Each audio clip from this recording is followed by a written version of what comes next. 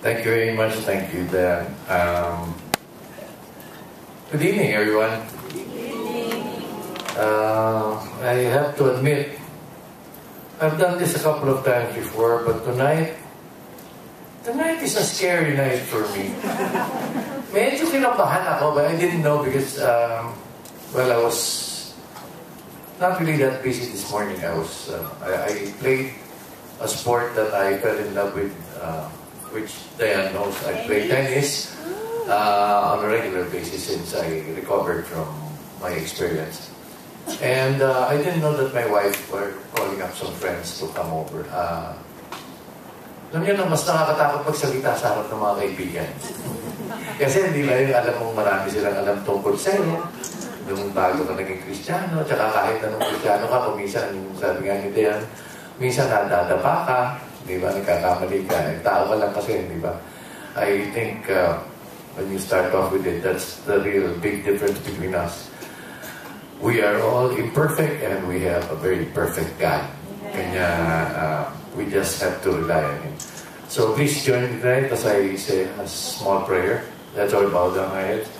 Heavenly Father, I give you thanks and praise for having brought me here to ABS, kanilang fellowship group. I pray, dear Lord, that you send the ever-abiding presence of the Holy Spirit to guide me. Send your garrison of angels to watch over me, to watch the words that I will say. And may I be a blessing to the people here, even in my own small way. This I ask in Jesus' name. Amen. Binanggit ko kanina ni Dayan. I became a Christian June of 1984. But don't worry, I'm not going to go through the details dahil 1984 yun, 2015 na, parang baka tubuhan na kayo ng balbas dito, nagsasalita pa ako, sumadaldan pa ako. And don't mind me too much, every now and then I still joke around. Sabi nga nila, kaya yung sabi ni Dayan, God is not so concerned in changing everything in us, but He's concerned about the status of our heart and our mind and our lives. I mean, God, like if you enjoy playing tennis, God is glad that you play tennis. God is interested in that. Like si Manny, he's a great boxer, and that is the gift that God has given him. And God is, God is applauding Manny because of that. I mean, it's a gift that was given to him. And so, sa akin, nabigyan mo tayo ng konting talento sa pag-arte, sa pagkanta, and I am so glad. Anyway, naging Kristiyano po ako dahil sa mother-in-law ko. Like anybody else, I'm not knocking a religion dahil sabi nga nila, Christianity is not really a religion. It's a relationship between you and God. And I used to think that my religion was the religion, na ito yung kasagutan sa mga pangangailangan ko. And until nakilala ko, nagpakasal nga kami ng asawa ko, and then slowly my mother-in-law invited me to being born again or to attend a service. Of course, alam niyo na anong araw, di ba, medyo maloko pa ho ako. Sabi ng mother-in-law ko, oy, saling kasi, after we got married, I stayed in 9th Street and my mother-in-law stayed in PF, Parañaque, so medyo malayo-layo. So every Sunday, dumadalaw kami, andun nakatira. Until one day, sabi ng mother-in-law ko, oy, minsan naman, umattend ka ng service namin. Sinungaling, di ba? Hindi ko naman nakaintindihan ko, ano yung service, di ba?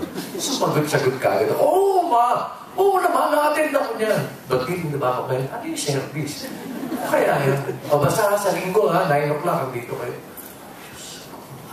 Ano sabi ko? I used to play with a band. So, I played the whole week. I played about 2, 3 in the morning. Getting myself wind up and everything. Getting wild. So, it was an ordeal right away to wake up, to sleep at about 3 or 4 in the morning next Saturday, and then having to be in Parañaque at 9 a.m. on a Sunday with a hangover. Okay? So, meron nyo siya yung ditong umiinom dati. Magkaya sinungaling, nakikita tayo ng Diyos. Di ba, alam mo yung pakiramdam nun, yung pag nakainom ka, gigising sa umaga, sakit ang ulo mo, di ba? Mainit ang ulo mo. Ano ba naman ito? Bakit sumagot-sagot nito? Punta na, in short, punta sa church. Okay, umattend na service. Pawis na pawis ako. Hirap na hirap. Hindi ko akalain. Siyempre, sanay ako yung nagsisimba ako. Yung simba ko mga 15-20 minutes, tapos na. Ito, nabot ng isang kalating oras. Sabi ko, ang tagal naman nito. Ba't ganito na?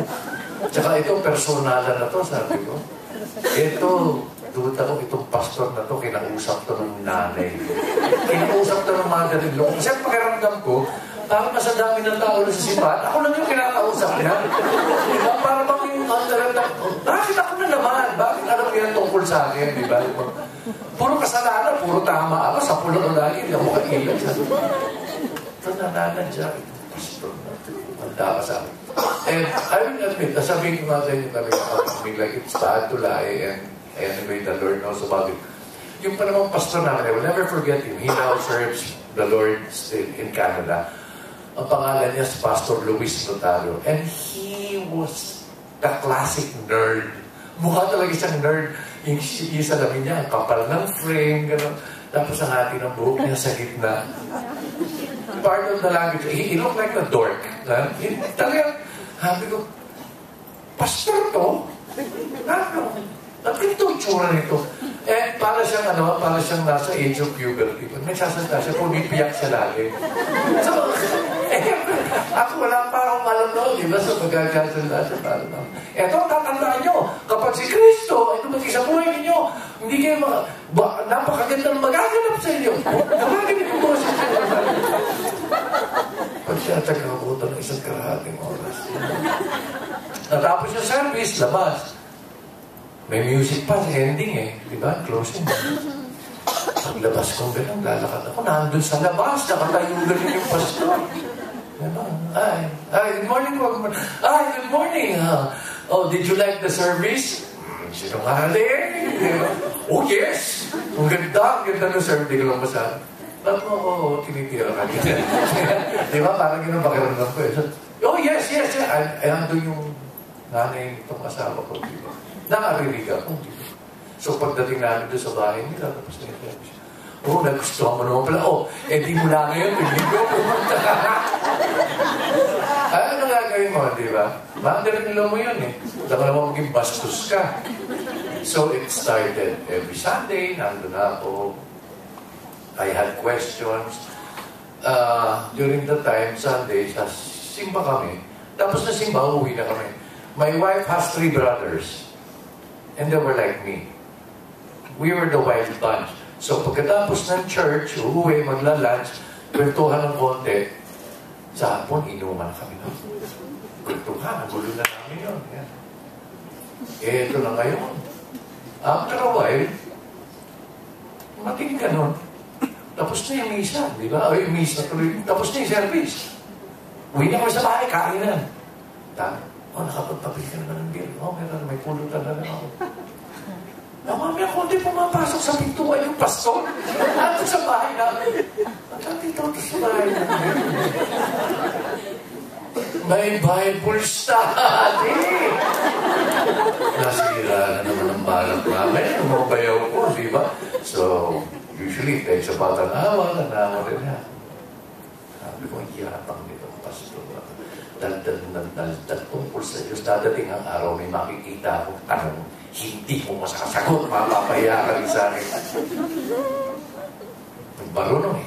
Pag-uwi, tingin sa Bible. Ito. Patay ka sa akin, pastor, sa linggo, patay ka sa akin. Okay. Diba? You're looking forward to that. Gusto kong pahiyain. Okay. Dumating linggo. Sabi, Bible study. Pastor, may tanong ako. Hindi ba sabi nila nung, si Abel at si Cain, di ba, nag-away, Adam and Eve, matay, di ba? O si Cain ngayon, pinalayas ng Eden, pinalisin nila. O bakit natagpuan ni Cain yung asawa niya sa ibang lugar? Akala ko ba sila lang ang tao doon? Di ba? Sila lang buhay, ganyan. Sabi ko, patay ka na. Hindi mo ako masasagot nito. Hindi, alam mo iyo, kung medyo binasa mo lang tuloy-tuloy yung Biblia, makikita mo sa bandang nila, na natagpuan niya sa lanyon, hindi na masyadong pinaliwanag na it took years before naganap yun. Bago sila nakita nung napangasawa niya, maaaring nung araw kasi hindi pa naman usong maraming tao, maaaring distant relative niya ito. And it happened so many years ago. Kanya doon niya nakilala na pangasawa niya. Hindi naman nung pagkaalis niya ng hindi naman nung pagpunta niya sa Land of Nod, para ba ngayon siya pinalis, kinabukasan, nakita na niya asawa niya, hindi ganun yun. Ganun ba yan? Sige. Balik na naman ako. And this went on for many years. Until one day I found myself reading the Bible, looking for questions. Not to put my pastor into a bad light, but suddenly I find myself reading because I was already interested. I wanted to know. I wanted to understand more about this God na I used to know about God, but I never knew that I didn't really know Him. I knew about Him, but I didn't know Him. So, in short, after a while, dumating yung date ngayon, June of 1984. During the Bible study, nag-offer yung pastor namin. If you surrender your life to Christ now, you will be a new creature. You'll be your whole life will change, and you will be given the gift of eternal life and everything. So, if you want to have this, I invite you now to follow me in a prayer. And me and my wife, without talking to each other, sabay kami, nagdasal pala kami pareho. We prayed and we accepted the Lord that time. So since June of 1984, I was born again already. Unfortunately, Feb of 1985, I have one brother only, 6 years younger. Feb of 1985, my brother died in a car accident. So siyempre, June 84, bagong Kristiyano pa lang ako. I was a child, I was a baby Christian. So, bigla namatay ako. So, I turned, sabi ko, teka muna. I went to you, I accepted you as my Lord and Savior. Sabi nila, mabait ka. Sabi nila, mapagmahal ka, you're faithful. Why did you take away my brother? Yun yung question ko. Bakit kinagawa yung... The one brother that I had, that you know, I cared for, and he was really somebody that I cared for because unfortunately, during those times, yun yung time na, gaya years nga, sumisikat ako. So, he was always in the shadows. Na-overshadow ko yung kapatid ko. So, I was worried. I didn't want him to feel that, he was minor. He was a mediocre person than I am. So, I was very involved in his group. And biglang namatay yung brother ko, just like that. And of course, hindi ko pa naman naiintindihan. I was looking for answers and I couldn't find answers. So, the next thing that happened was out of rebellion or anything. I turned my back on God. Sabi ko, no, you're not a good God, you're not a loving God because you took away something that I love. So, tabla-tabla na muna tayo. Diyan ka, mag-Diyos-Diyosan ka. Ako dito, I'll do with my life what I want. So, for more than a year, naging ganun ang buhay ko. No church, no reading of the Bible, no mention of God's name. Pagka binabagit sa akin, huwag mo akong lukohin. Ano yan eh? You know the old adage, di ba? Sabi ng iba, Jesus Christ was invented by some people to scare children into being good or to scare people into being good. So, wala. I turned my back. I remember pa nga during the wake of my brother, my mother would tell me, sit down, may mass. Sabi ko sa kanya, yung pari mo ba, mapapatayo niya yung kapatid ko mula sa kabaong niya. Pag sinabi mo sa akin, kayang patayin yung pari niyan mula sa kabaong niya yung kapatid ko, uupo ako dyan. Doon sa harap mismo, luluhod ako sa kanya. Pero kung hindi niya kayang buhayin yung kapatid ko, huwag na niya ako isa-tira sa misa-misa niya o kung ano mang kalokohan niya. So, ganun na naging buhay ko. My wife, praise God, and I thank God that she has always been there, supportive, even though deep down inside, alam niya na mali ako. But she was always the perfect wife. She was always the loving wife who tried to understand me. But andun lang siya. She was not forcing anything on me. Until December 25 of 1986 came.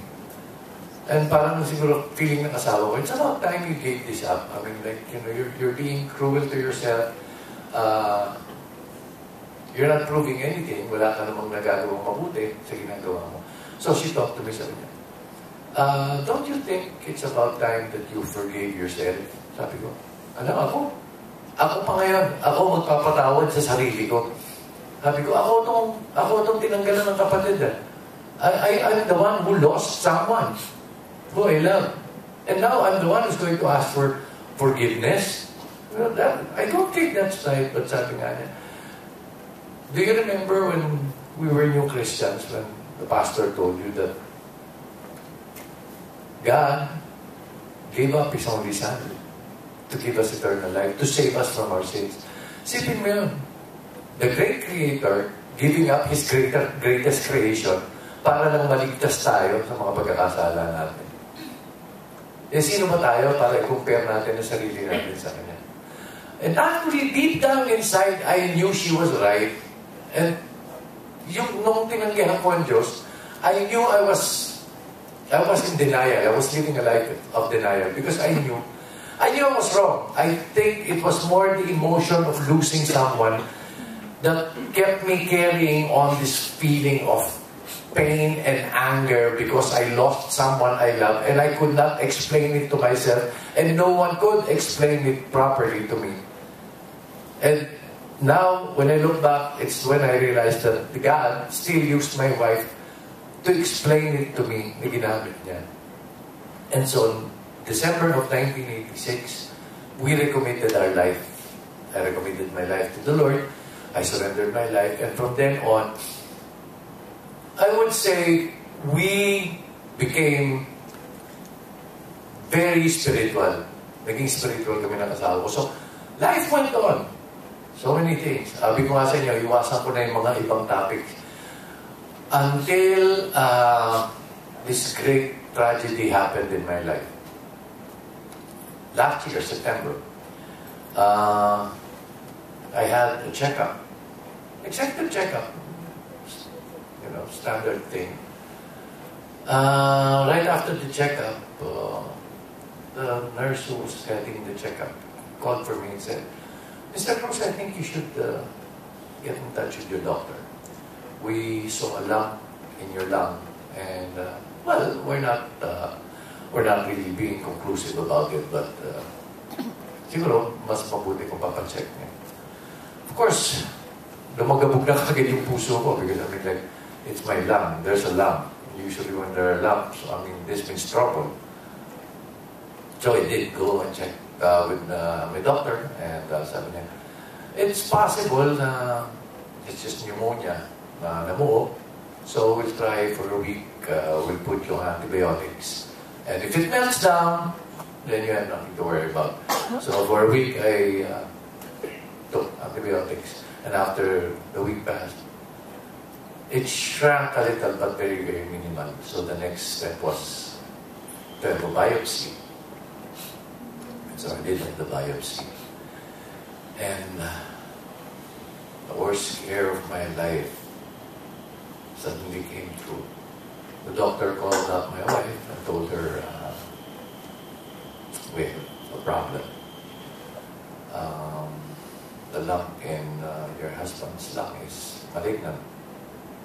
And so that crushed my wife's heart, really. I mean, like, you know, tears started rolling down her eyes. And she was also in denial. She didn't want to hear it. She was denying. I mean, like, you know, like if it was only possible to, you know, close her ears and pretend that the doctor didn't say that, she would have really, you know, she would have really enjoyed it, and she would have been relieved of that. But, well, truth hurts, but it's the truth. So I had to go to the doctor. The doctor explained it to me. The first good sign was that the doctor said, it's good that we found out early. Okay? We found out early. Not really that early, but it was early enough. Then the doctor said, don't worry. He started drawing what the lung looks like, and this is what we're going to do. We're going to chop off a third of your lung. What? Yeah, the part where the lamp is, the best solution is to take it out. Yeah, and we have to do it right away. I was taping, some of you here people, you know that, but you never knew that I was experiencing this problem. I was taping Hawak Kamay with Piolo. And so, sabi ko sa doctor ko pa, sabi ko, Doc, pwede ba bigyan mo ako 2 days? May taping pa ako ng may taping pa ako ng Monday, Tuesday. Patapusin mo lang ako para huwag naman masira yung istorya. So he said, okay, I'll give you 2 days. So, tape Monday, Tuesday. From the taping ng Tuesday, straight to the hospital na ako for prep. Because Wednesday morning, I was going to be operated upon. Scary. I mean, I tell you, I've never prayed so hard in my life. In all my 30 plus years of being a Christian. Alam niyo yung dumadating sa buhay natin, di ba? Ito, I'm sure many times sa inyo nangyari na. And be careful and be wary about this. Most of the time, we treat Christ like an ATM machine. Di ba? Mapupuntahan lang natin pag kailangan natin ng pera. Pagkatapos nun, wala na agad parang, at saka lang sa tabi, okay ako dito. No, wala na naman pera. Teka, punta tayo kay Christ. Parang gano'n parang ATM machine. And that time, there were times when, you know, like I said, as a Christian, you'd pray, but my prayers were not really constant. It wasn't an everyday thing. And I wasn't giving the Lord the quality time that I was supposed to. What I was giving the Lord was leftover time. Diba? I do everything, fan and everything, then bago ko matulog, bigla maalala, mga paladasal tayo. And which, you know what usually happens when you do that. Hindi mo natatapos yung dasal. Gising mo umaga na, uy, late na, teka, bihis na ako. May taping ako ngayon. Or, ay, meron akong pupuntahan yan. No God, no nothing. Basta, ang ano mo lang, what is my schedule for today? What do I have to do today? May trabaho ba ako? Uy, sayang yun, bigita ako ng pera. Ganon everything was material. Tuwag mo na naman, so it's a routine. Pagdating nun, pagdating na naman ng gabi, pagod ka na. Dasal tayo, pasalamat tayo. Never natatapos yung dasal na yun. Always, I tell you people, sabihin sa inyo, sa inyo, nangyari na ba yun? Meron bang nangyari na sa inyo yung ganon, yung nagdadasal kayo, nakakatulugan nyo? Taas ang kamay. Hindi mo taas ang kamay, lagot sa Diyos. Then, biro lang. No, but this is true. It happens to us. Sometimes we're eaten by the system of the world that we set aside Him who created this world and the universe and everything around it, and who created us. Nakakalimutan natin siya. Kaya nga, pinupuntahan lang natin siya pag meron tayong kailangan. Pag nakuha natin yung kailangan natin, most of the time pa nga, hindi tayo nagpapasalamat eh. Di ba? Dahil pag nakuha natin yung gusto natin, sobrang excitement natin na nakuha natin, wala na. Tatakbo na tayo, para tayo yung mga lepers eh. Ginawa yung mga lepers, tapos wala akong bumalik para magpasalamat. Yung isa lang yung bumalik. Di ba ganun tayo lagi? And this happened to me. So, nung nangyari yun, di ba? Kailangan ko palahan ako. So, I was praying, Lord, alam ko, magaling kang tao. Magaling kang Diyos. Kakamutin mo ito, aalisin mo ito. Hindi ko na kailangan operahan. Aalisin mo ito, pagagalingin mo ito, Lord, pagagalingin mo.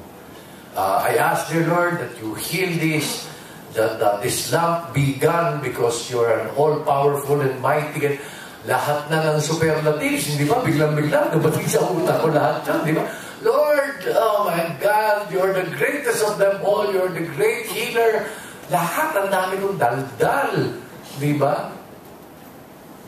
Well, it didn't happen. Hindi na wala yung lamp. Kinailangan pa rin operahin. So, andun na naman yung sama na loob. Hindi ako sinagot ng Diyos. Wala, hindi talaga siya mabait. Hindi niya ako mahal. Alam naman niya, kailangan ko mabuhay eh. Alam naman niya, kailangan ko magtrabaho. Ano ba naman yung tinanggal niya itong buhol na ito para wala na akong problema. Then, wala. So, as days were going by, the fear was getting stronger and stronger because, you know, dami na tumatakbo sa utak mo. What if the operation doesn't work? What if while I'm being operated, suddenly my life is taken away? What's going to happen to my wife? What's going to happen to my children? I'm not ready. I'm not ready. And most of the time, most of us, usually, pag kami nangyayari nito sa buhay natin, tsaka lang natin nare-realize that we're not ready. And we will never be ready. Especially if we do not have Christ in our lives. We will never be ready. I tell you people. Magsisisi ka lang na magsisisi na. Bakit ba gano'n? Bakit ngayon lang? Di ba? And I was asking for a miracle eh. Di ba? I was asking for a miracle. But, kasi yung expectation ng miracle natin, yung bang lightning and thunder, di ba? Mapapabaan Diyos. Hindi nga talagang biglang maliwanag na maliwanag, bright lights and everything. But no, sometimes and most of the time, people uses other people. God uses people to get His message through and to make His miracles come true. The first miracle, when I look back now, kasi di ba, you'll only know it when you look back eh, after something like this happened. When you start researching and going back. The first miracle was my son, si Bodhi. He was the one who insisted that we had a checkup. Although, I go back a little more. Kanya pumayag magpa-check up. 2 years na ako hindi nakakapagpa-check up noon. And a friend of mine, an actor friend of mine, was going through something similar also. But ito, nangyari sa anak niya.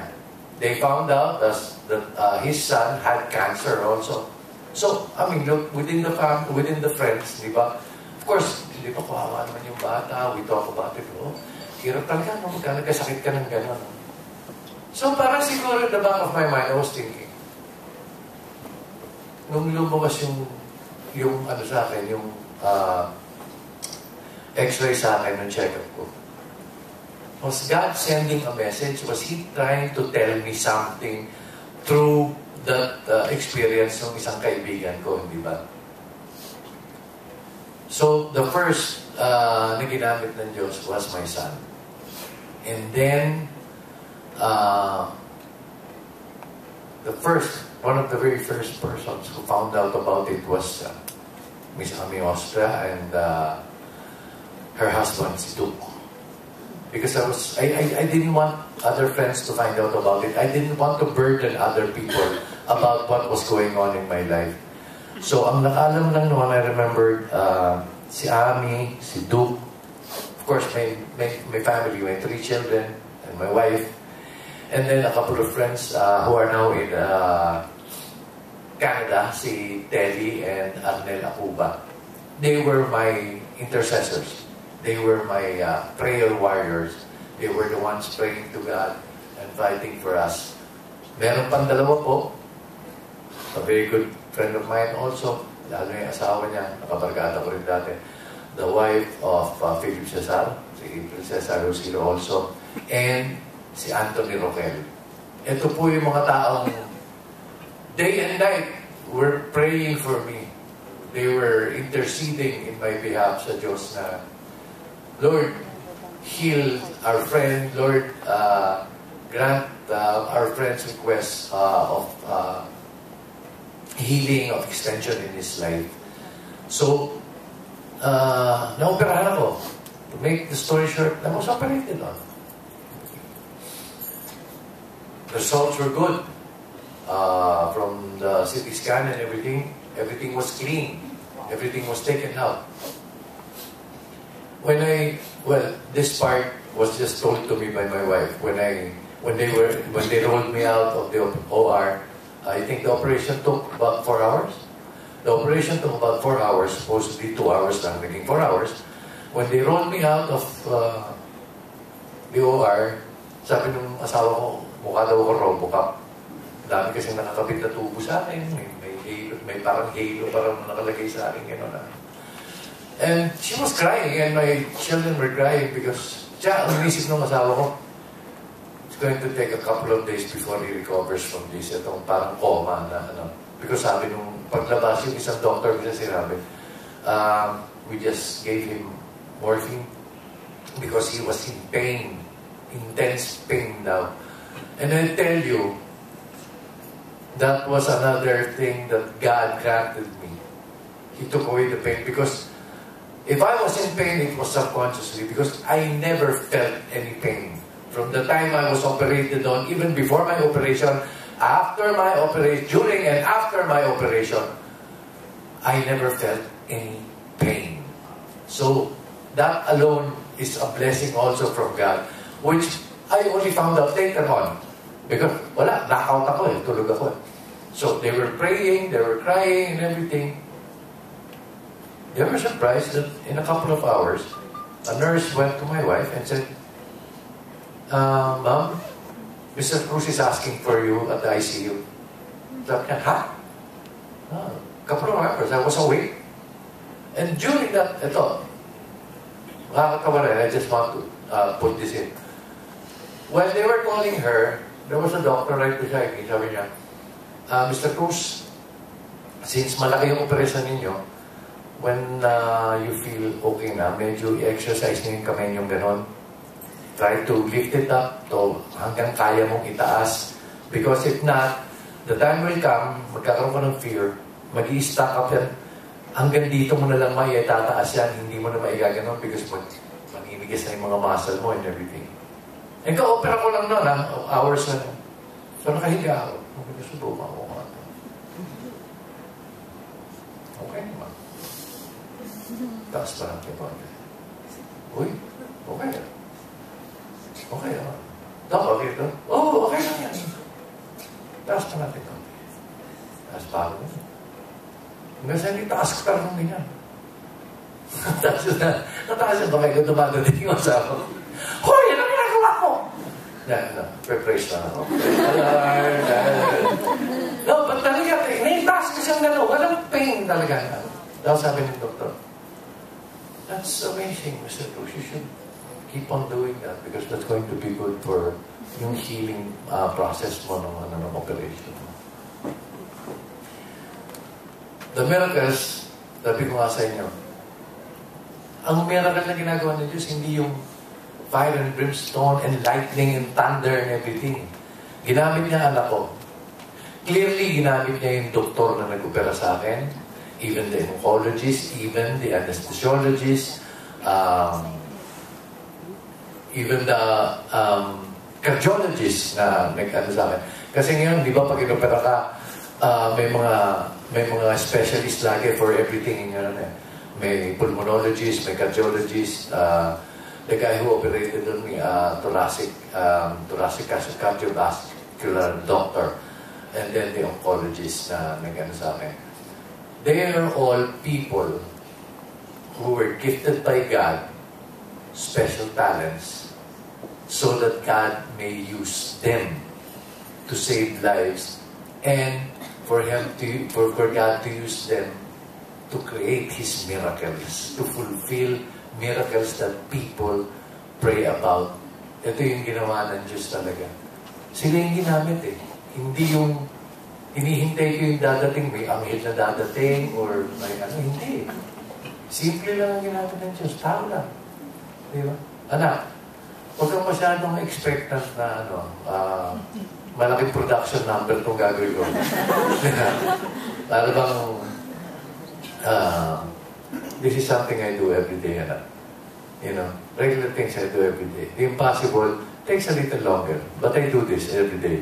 So you don't have to worry about it. I will make sure that you will be well, that you will be fine. And gaya nung sa yung word nga natin, kasi suddenly ang dami kong natutunang verses, mga healing verses, because I wanted to get well, I tell you, I wanted to get well for my family, for my wife, for myself. Because doon ko lang na-realize talaga how fleeting life would have been and life is. Sabi nga nila, alam ba kung gaano kaikli ang buhay ng tao? Ang buhay ng tao, isang maliit na dash lang. The life of a person is a small dash from the number of years when you were born to the number of years when you are gone. Yun lang yung buhay mo. So pag tinignan mo, di ba? Usually punta ka sa cemetery. Ayaw mo makikita. Born, 19-something. Died, 19-something. Yun lang. Oh, yun na yung buhay mo.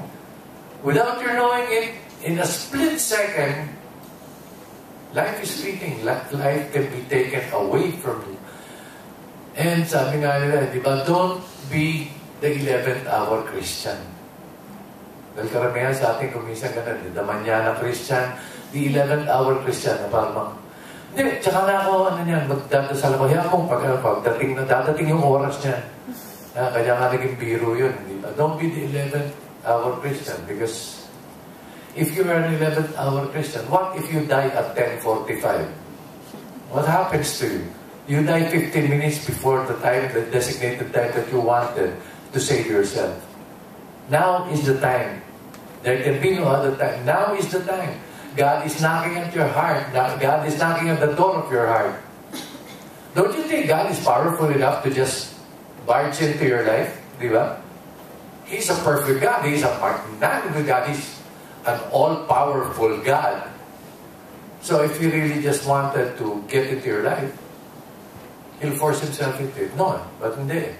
God is so loving and so kind that ang gusto niya, if you're going to accept Him open-heartedly. Bukas ang puso mo na tatanggapin siya. Kasi i-compare natin sa tao, compare natin sa buhay natin. How would you feel if you had children who had small slots at the back of their name wherein you can insert the program and says, "Love me." Di ba? So parang robot yung anak mo, di ba? Okay, Papa, I love you. Mama, I love you. But deep down inside your heart, you know it's a program. It's not by choice. Your son becomes a machine that you feed a program upon so that they will say they love you. But with God, what God wanted is, if you are going to love me of your own accord, open-heartedly. That's why it says, di ba, in Revelations 3:20, it says, "Behold, I stand at the door and knock. If anyone hears my voice and opens the door, I shall sup with him and him with me." Basically, clearly, you know yung sinasabi ng Diyos. I am knocking at the door of your heart. I would like to come in. And I tell you people, in each individual's heart, in the center of your heart, there is a throne. A rightful throne that belongs to God. It belongs only to God. And all you have to do is to open that door in your heart and accept Jesus Christ. And I tell you people, you will never regret it, and you'd be surprised how much God cares for you and how much God can really affect our lives. Do you know that? Do you know that from the time you wake up in the morning to the time that you fall asleep, God is always around you. God is always following you. God is always asking you. God is always knocking at the door of your heart if you haven't accepted Him yet as Lord and Savior. What happened to me is that the operation, the disease is nothing. I mean, you find people dying every day, even people who are not sick. Sometimes you'll find out children at 5 years old, you hear they died. Teenagers at 20 years old, at the peak of their lives, at the peak of health, nothing wrong with them. Suddenly they die. I mean, every morning when you wake up, is something that you should be thanking God for. Because the thing is, as you wake up in the morning, it's the greatest gift. It's a gift of life. It's another day that the Lord has allowed you to see in this material world. The sickness that I got, it was taken away. Why? Because God decided to take it away. He took it away from me. He took it away from me. Why? Because I feel, and I'd like to believe, that He still has a mission for me. Right. That He still has something for me to do in this world. Amen. And I tell you people, God is so loving that you can reason with Him. You can talk to Him. You're sick. Go to Him and tell Him, Lord, please cure me. There's so many things I still want to do. I want to do it for you. I want to do it for people I love. I want to be a good example to other people. I'd like to bring other people to you. Of course, I mean, like, we're not really gifted that well. The only thing that we can do is lift up people that we feel needs you or needs the Lord. We lift them up, and everything else, we lift to God. We lift them up in prayer. Because that's the only thing we can do. Diba? We lift them up in prayer. I'd like to.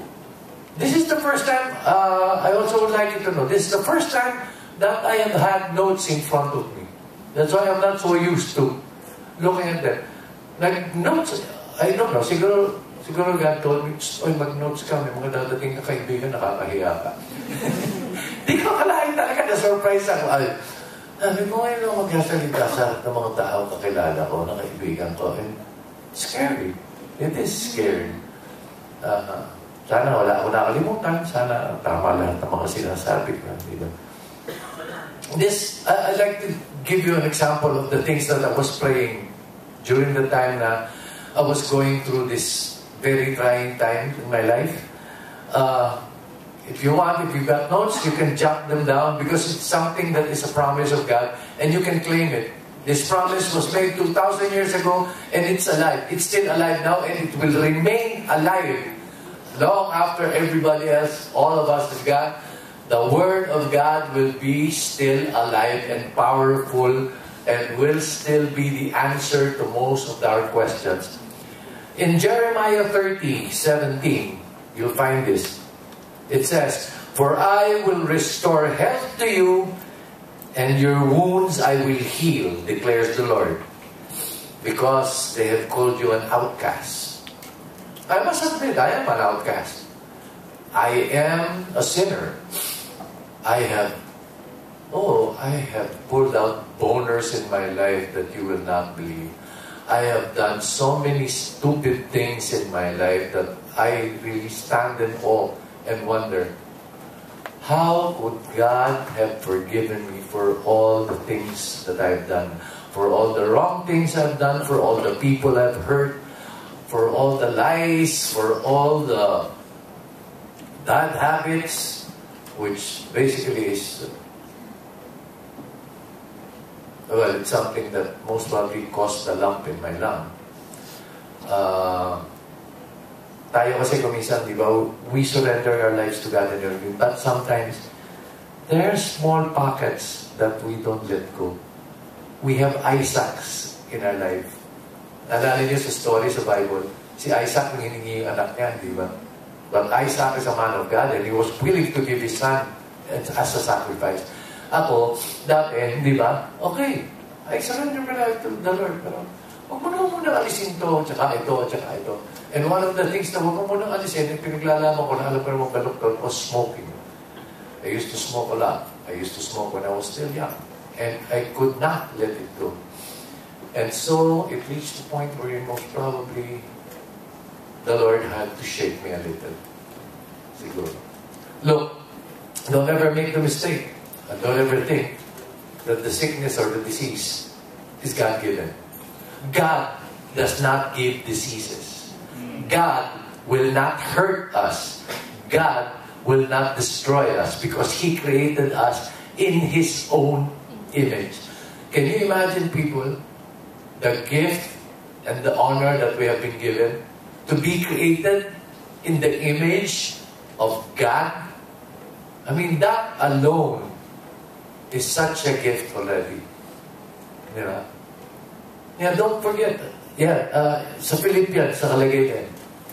Philippians 1:6, "For I am confident of this, that he who began a good work in me, or in you, will perfect it until the day of Jesus Christ."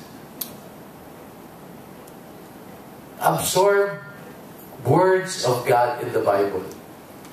It says, "He who began a good work in you will perfect it until the day of Christ Jesus." It means that from this time on, until the time that God will come back, that Christ will come back to claim us, should there be anything wrong in our bodies, God or Jesus Christ will continually be healing us. Not only just curing us, but healing us.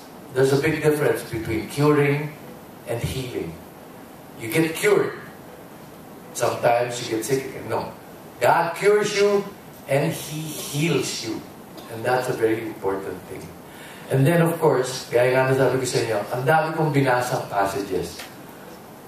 But when it did not matter, sinisigaw Diyos, hindi mo ako mahal, hindi mo ako sinagot, hindi mo tinanggit yung sakit. But after a while, I started thinking, I was not praying. I was not praying to God. I was ordering God. Hindi ako nagdadasal eh. Inuutosan ko siya. Lord, tanggalin mo to. Di ba? Lord, alisin mo to, sakit ko to. Kailangan alisin mo to eh. So, I was not praying. I was not glorifying or recognizing an almighty God. I was ordering Him. Kung gusto ko, gawin mo to at a specific time pa. Di ba? Gusto ko, ngayon kagad, tanggalin mo yan. Dahil magaling ka eh. Parang kinuuto ko siya. Di ba magaling ka? O kaya mo alisin to. I only realized that later on na, no, God did not forget about me, or God, hindi niya kanalimutan yung sagot sa akin. Para bang hinintay lang niya, anak, wake up, I am here. I will answer you, and the answer will come on my own perfect time.